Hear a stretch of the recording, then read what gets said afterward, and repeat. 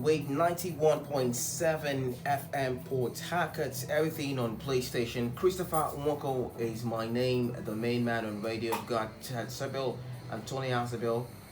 She's with me, looking all girly and old school. Will I call it old school girl? Will I call it a Gen Z school girl? Whatever it is, you tell us later. We also have Excel with us. Excel again. Good morning. Yeah, thank you. Have you sent back your gun? My gun is. I didn't have a gun. I don't have a gun. All right, quickly before we delve into our major conversation, we've heard about the situation in Lagos, the whole flooding. A lot of houses were destroyed, a lot of shops, a lot of infrastructures right there, and for some reason, I wouldn't want to say, oh, let's blame this person or let's blame that person. It's not like what we have in Venezuela, where we had earthquakes and natural disaster. Matters like this can be avoided, Toya. Matters like this in Nigeria can be avoided. I saw a story this morning that says that it is because of the poor drainage system that they have around that area that caused it. We cannot be having this because at some point I saw them rescuing kids, children. I saw videos. You think we should have gone past this level by now? We should have gone past this level by now, and it's easy to blame poor drainage, right? But sometimes I feel like we are always our own problem. I like it when we hold ourselves accountable, and we are, truthful to ourselves. First of all, obviously the poor urban planning, we have that one as a reason for what's happening in Lagos. We also have a situation whereby we litter our environment, forgetting that at the end of the day, other than maybe the diseases that can come from it, it can also block our drainage as well.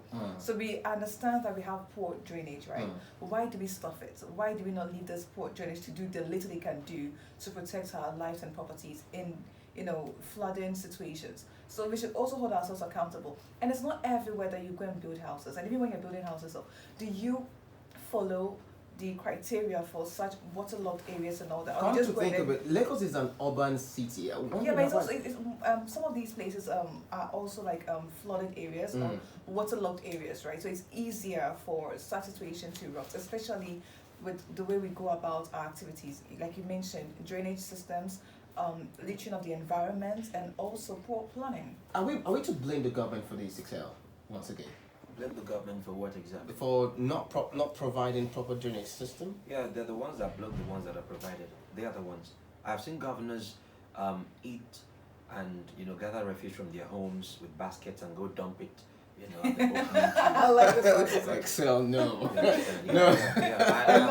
have seen commissioners fling polythene bags full of junk into the gutters. I have seen them do it. You see, when you don't know how to make use of little, too much will be really too much for you, right? Blame the government. That's the easiest thing to do. Like I said to the people who were part of the parliament this morning, it's easy for us to just sit back and say the government does the government. What about you? What about me? What about I just look at the fact that we're dealing with a systemic failure, an abject systemic failure. Like, we seem to be failing and failing woefully at a whole lot. And so it's showing in these little things.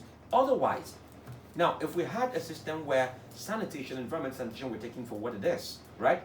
You would have from the local government level down to the state level a strict enforcement of sanitary codes. Okay, from the local government level. From the local government level to the state level. Now, the local government I mentioned is because they interface directly with the market unions, the street associations, and the rest, which are made up of the individuals like you and me.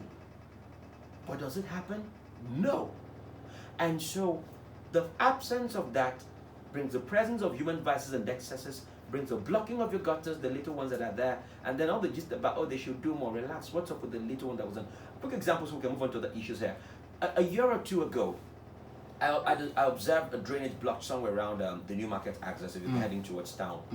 I saw one Saturday when we took a walk and I was like, this is not good. Who are those responsible here? I got no answers. We had to revisit the market and we asked them, small drainage, yes, and they made that excuse for us. The drainage is small now, and we had to come in with full force to say, you know what, guys, if you do not clear this drainage today, we would make sure the government shuts down the market. Who's we? Are we now? We ourselves, themselves, Okay. right? And so we had to stand by and ensure. It took about how many hours, my bro? Shortly after, 1, the gutter was cleared. 2, the flooding stopped. 3, about 2 months ago, this administration went back there to now, rework and widen the gutters. Has the problem not been solved? It has been solved. So these because things there was an enforcement. Do you understand? These things, it's a gradient. They grow. But when we do not want to do it, we're waiting for the government. Those that wait upon the government shall wait forever. I think I know that part of the Bible. Yeah, it's gonna wait forever. Anyways, even though I think it sometimes falls in the hands of the government to set regulations for that. I've mentioned different states before where you set regulations and people have to follow. If you don't follow, there are penalties for that. All right, I've seen situations like that. Even in Lagos, at some point in Lagos, where the whole system of sanitation and all that was. But I mean, if you're going to talk about Lagos, right, I would say the Lagos government does more than its bit when it comes to ensuring that sanitation situation in Lagos is being taken care of, right? They have tried their possible best. I think the Lagos government officials are very intentional because they understand the importance of Lagos to Nigeria. They understand how much it contributes to Nigerians' GDP and even the internally generated revenue as well. So they try their very best to ensure that Lagos is up to standard. If it's that way, we're talking about one of the governments that is doing so marvelously well when it comes to that. I'll give it up for the Lagos government, okay? Now, the question is this. We have a maintenance problem in Nigeria. We like to say, oh, the government is not giving us the needed infrastructure. But when those infrastructures are put in place with the people that is meant to benefit, how well do we take care of these structures? Okay, millions, hundreds and thousands and millions and billions are being invested into infrastructure every day. Just like Excel mentioned, the little we have, if you're not taking good care of the little we have, how then do we expect more to be added to it? Even the Bible says it. If you're given a little talent and not utilizing it properly, God will take it away from you, right? So if we have the little and we know it's little and we're not taking proper care of it, we're not doing our bit to ensure that, okay, we know we have the governmental issues in Nigeria. Our government is not doing well. But the little they've been able to provide for us, let's manage it and utilize it properly for ourselves. Because at the end of the day, who's going to suffer it? We're going to suffer it. The place has been flooded. Our houses are... Did you hear any of the governors, or did you hear Asharock being flooded? Did you hear the governor losing his house? Or his children being rescued in the flood? No, it's we at the end of the day that will suffer. We have a problem. We have issues. There's no issue with the government. No, I mean, like we do understand our government, they can do more, right? But the little they've been able to do for us, let's also take care of that. Like I said, we have a maintenance problem, and we like to blame the government for that. We ourselves, we also do not take care of these structures. But we don't take care of it. I really think that there should be a change, and for that change to happen, it's not going to start. It might start from us, but trust me, it's going to be enforced by those who are in power. And if those who are not doing it, this is what I think, right? Yeah, I know. In any place that has actually changed, right? As much as we say, oh, let's do it on our own, not everybody has the same head. Chris, not everybody thinks like. Not everybody thinks like. Sorry, not everybody thinks like Excel. Not everybody thinks like Uwaezuoke. Right? And I can be very frank with that. So for people to come together, they need to listen to someone at the top to follow suit. If nobody is thinking like Excel, not everybody.